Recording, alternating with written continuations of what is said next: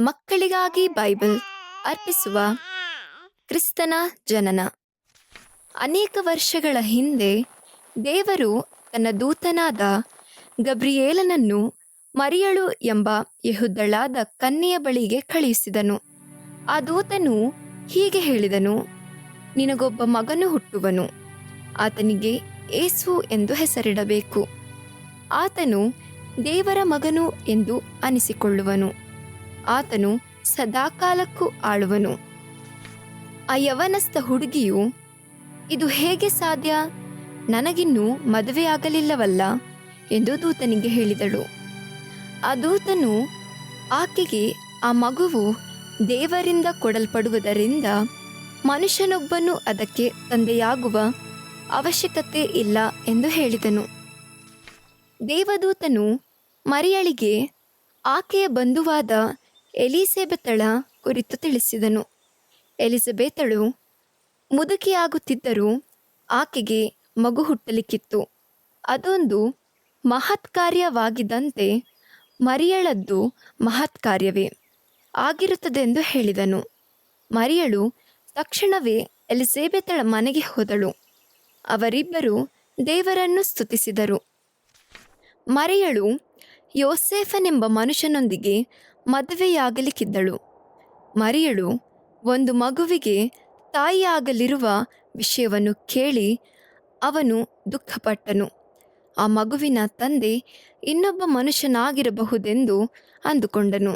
ದೇವರ ದೂತನು ಯೋಸೇಫನಿಗೆ ಕನಸಿನಲ್ಲಿ ಕಾಣಿಸಿಕೊಂಡನು.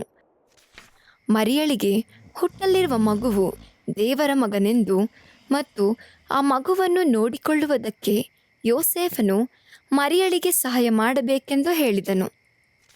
ಯೋಸೇಫನು ದೇವರ ಮಾತನ್ನು ನಂಬಿದನು ಮತ್ತು ಆತನಿಗೆ ವಿಧೇಯನಾದನು. ಅವನು ದೇಶದ ಅಧಿಕಾರಿಯ ಅಪ್ಪಣೆಗೆ ವಿಧೇಯನಾದನು. ಹೊಸ ಅಪ್ಪಣೆಯ ಪ್ರಕಾರ ಅವನು ಮರಿಯಳೊಂದಿಗೆ ಅವನ ಸ್ವಂತ ಊರಾದ ಬೆತ್ಲೆಹೇಮಿಗೆ ಹೋಗಿ ಅಲ್ಲಿ ತೆರಿಗೆಯನ್ನು ಕೊಡಬೇಕಿತ್ತು. ಮರಿಯಳು ಮಗುವಿಗೆ ಜನ್ಮ ನೀಡುವ ಸಮಯ ಬಂದಿತ್ತು. ಆದರೆ ಅವರಿಗೆ ಇಳುಕೊಳ್ಳುವುದಕ್ಕೆ ಸ್ಥಳ ಸಿಕ್ಕಲಿಲ್ಲ. ಎಲ್ಲಾ ಛತ್ರಗಳು ತುಂಬಿ ಹೋಗಿದ್ದವು. ಯೋಸೇಫನು ಸ್ಥಳಕ್ಕಾಗಿ ತುಂಬಾ ಹುಡುಕಿದನು. ಕಡೆಗೆ ಯೋಸೇಫನು ದನದ ಕೊಟ್ಟಿಗೆಯಲ್ಲಿ ಸ್ವಲ್ಪ ಸ್ಥಳವನ್ನು ಕಂಡುಕೊಂಡನು. ಅವರು ಅಲ್ಲಿ ಇಳುಕೊಂಡರು. ಆ ರಾತ್ರಿ ಮಗುವಾದ ಯೇಸು ಹುಟ್ಟಿದನು. ಮರಿಯಳು ಮಗುವನ್ನು ಗೋದಲಿಯಲ್ಲಿ ಮಲಗಿಸಿದಳು. ಗೋದಲಿಯಲ್ಲಿ ದನಗಳಿಗಾಗಿ ಮೇವು ಹಾಕಲಾಗುತ್ತದೆ. ಅಲ್ಲಿಂದ ಸ್ವಲ್ಪ ದೂರದಲ್ಲಿ ಕುರುಬರು ಹೊಲದಲ್ಲಿ ತಮ್ಮ ತಮ್ಮ ಕುರಿಗಳನ್ನು ಕಾಯುತ್ತಿದ್ದರು. ದೇವದೂತನು ಅವರಿಗೆ ಕಾಣಿಸಿಕೊಂಡನು. ಮಗುವು ಹುಟ್ಟಿದ ಸಂತೋಷದ ಸುದ್ದಿಯನ್ನು ತಿಳಿಸಿದನು. ಈ ಹೊತ್ತು ನಿಮಗೋಸ್ಕರ ದಾವೀದನ ಊರಿನಲ್ಲಿ ಒಬ್ಬ ರಕ್ಷಕನು ಹುಟ್ಟಿದ್ದಾನೆ. ಆತನು ಕರ್ತನಾಗಿರುವ ಕ್ರಿಸ್ತನೇ. ಈ ಮಗುವು ಗೋದಲಿಯಲ್ಲಿ ಮಲಗಿರುವುದನ್ನು ಕಾಣುವಿರಿ. ಪಕ್ಕನೆ ದೇವದೂತರ ದೊಡ್ಡ ಗುಂಪು ಅವರಿಗೆ ಕಾಣಿಸಿತು. ಮೇಲನ ಲೋಕಗಳಲ್ಲಿ ದೇವರಿಗೆ ಮಹಿಮೆ, ಭೂಲೋಕದಲ್ಲಿ ಮನುಷ್ಯರೊಳಗೆ ಸಮಾಧಾನ ಎಂದು ಅವರು ದೇವರನ್ನು ಕೊಂಡಾಡುತ್ತಾ ಹೇಳಿದರು. ಕುರುಬರು ಬೇಗನೆ ಗೋದಲಿಯ ಬಳಿಗೆ ಹೋದರು.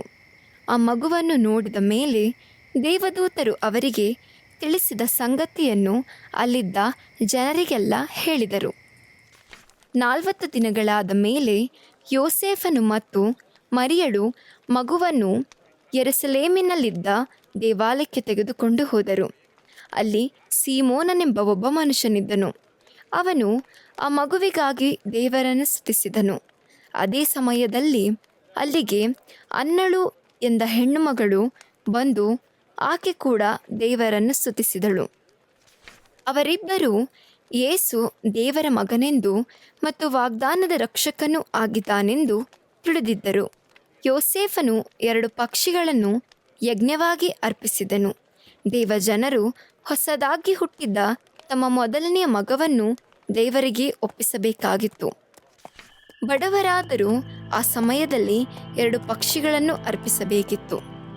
ಸ್ವಲ್ಪ ಸಮಯದ ನಂತರ ಕಾಣಿಸಿಕೊಂಡ ವಿಶೇಷವಾದ ನಕ್ಷತ್ರವೊಂದು ಮೂಡಣ ದೇಶದ ಪಂಡಿತರನ್ನು ಯೆರೂಸಲೇಮಿಗೆ ನಡೆಸಿತ್ತು. ಅವರು ಅರಸನಾದ ಹೆರೋದನ ಅರಮನೆಗೆ ಬಂದು, ಯಹೂದರ ಅರಸನಾಗಿ ಹುಟ್ಟಿದವನು ಎಲ್ಲಿ? ನಾವು ಆತನನ್ನು ಆರಾಧಿಸಲು ಬಂದಿರುವೆವು ಎಂದು ಹೇಳಿದರು. ಪಂಡಿತರು ಹೇಳಿದನು ಅರಸನಾದ ಹೆರೋದನು ಕೇಳಿ ಗಲಿಬಿಲಿಗೊಂಡನು. ಅವನು ಅವರನ್ನು ಕರೆದು, ನೀವು ಆತನನ್ನು ಕಂಡುಕೊಂಡ ಮೇಲೆ ಆತನು ಎಲ್ಲಿದ್ದಾನೆಂದು ಬಂದು ನನಗೆ ತಿಳಿಸಿರಿ, ನಾನು ಆತನನ್ನು ಆರಾಧಿಸುವೆನು ಎಂದು ಹೇಳಿದನು. ಆದರೆ ಹೆರೋದನು ಸುಳ್ಳು ಹೇಳಿದನು. ಅವನು ಯೇಸುವನ್ನು ಕೊಂದುಬಿಡಲು ಆಲೋಚಿಸಿದನು. ಆ ನಕ್ಷತ್ರವು ಪಂಡಿತರನ್ನು ಮರಿಯಳು ಮತ್ತು ಯೋಸೇಫರು ಮಗುವಿನೊಂದಿಗೆ ವಾಸ ಮಾಡುತ್ತಿದ್ದ ಮನೆಗೆ ನಡೆಸಿತ್ತು. ಪಂಡಿತರು ಆ ಮಗುವಿನ ಮುಂದೆ ಅಡ್ಡಬಿದ್ದು ಆರಾಧಿಸಿದರು ಮತ್ತು ತಮ್ಮ ಗಂಟುಗಳನ್ನು ಬಿಚ್ಚಿ ಆ ಮಗುವಿಗೆ ಬೆಲೆಯುಳ್ಳ ಬಂಗಾರವನ್ನು ಮತ್ತು ಸುಗಂಧ ದ್ರವ್ಯಗಳನ್ನು ಕಾಣಿಕೆಯಾಗಿ ಕೊಟ್ಟರು. ಪಂಡಿತರು ಬೇರೆ ದಾರಿ ಹಿಡಿದು ತಮ್ಮ ಮನೆಗೆ ಹೋಗಬೇಕೆಂದು ದೇವರು ಅವರಿಗೆ ಕನಸಿನಲ್ಲಿ ಕಾಣಿಸಿಕೊಂಡು ತಿಳಿಸಿದನು. ಅವರು ಹಾಗೆಯೇ ಮಾಡಿದರು. ಹೆರೋದನು ಕೋಪಗೊಂಡನು. ಯೇಸುವನ್ನು ನಾಶ ಮಾಡಲು ಆಲೋಚಿಸಿದ ಆ ಕೆಟ್ಟ ಅರಸನು ಬೆತ್ಲೆಹೇಮ್ ಮತ್ತು ಅದರ ಸುತ್ತಣ ಊರುಗಳಲ್ಲಿದ್ದ ಅನೇಕ ಮಕ್ಕಳನ್ನು ಕೊಲ್ಲಿಸಿದನು. ಆದರೆ ಹೆರೋದನಿಗೆ ದೇವರ ಮಗನಿಗೆ ಹಾನಿ ಮಾಡಲು ಸಾಧ್ಯವಾಗಲಿಲ್ಲ. ದೇವರು ಯೋಸೇಫನಿಗೆ ಕನಸಿನಲ್ಲಿ ಹೆರೋದನ ಕುಯುಕ್ತಿಯನ್ನು ತಿಳಿಸಿ ಮಗುವನ್ನು ಮರಿಯಳನ್ನು ಐಗುಪ್ತ ದೇಶಕ್ಕೆ ಕರೆಕೊಂಡು ಹೋಗಲು ಹೇಳಿದನು. ಹೆರೋದನು ಸತ್ತ ಮೇಲೆ ಯೋಸೇಫನು ಯೇಸುವನ್ನು ಮರಿಯಳನ್ನು ಐಗುಪ್ತದಿಂದ ಹಿಂದಕ್ಕೆ ಕರೆಕೊಂಡು ಬಂದನು. ಅವರು ಗಲಿಲಾಯ ಸಮುದ್ರದ ಬಳಿಯಲ್ಲಿ ಇದ್ದ ನಜರೇತ್ ಎಂಬ ಸಣ್ಣ ಊರಿನಲ್ಲಿ ವಾಸವಾಗಿದ್ದರು. ಆಮೇನ್.